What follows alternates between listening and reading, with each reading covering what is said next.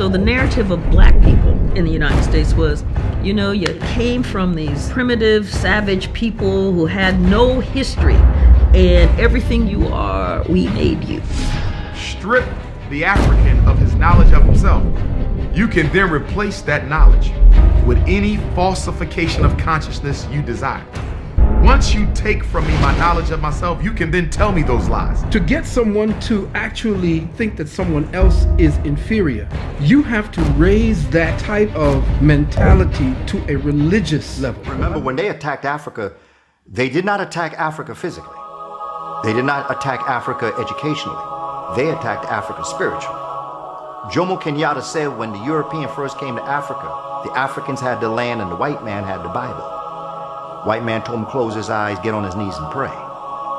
Jomo said when the black man opened his eyes, the white man had the land and the black man had the Bible. It's just been awful how they've did us in religion.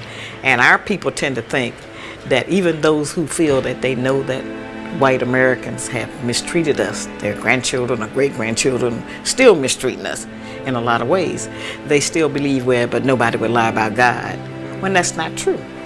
People who are trying to subjugate another people and turn them into slaves, not just physically, but mentally, then they certainly would try to teach them that God looks like me. We thought the only God we had was the one that white people gave us, which was Jesus, okay?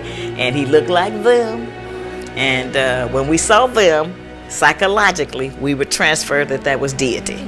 If it really was unimportant what he looked like, then why didn't he look like some of the majority of the people on earth?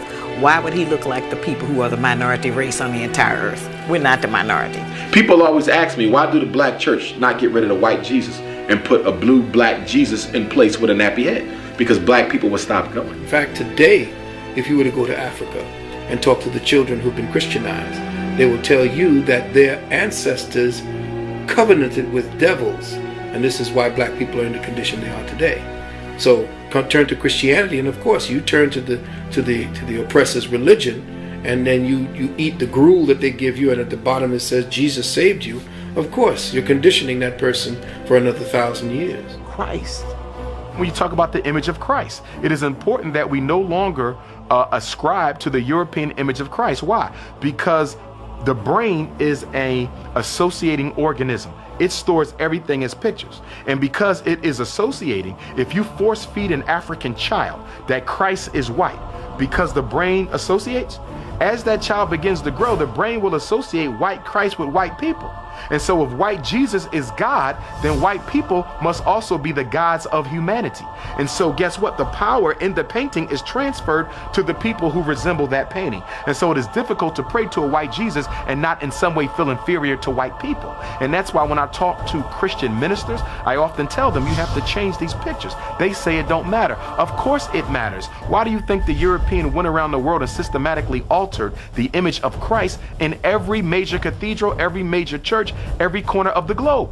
Because it is difficult to oppress a people whose image of the God doesn't look like the oppressor. But when God and the oppressor look one in the same, then the people will come to believe that the oppression was ordained by God.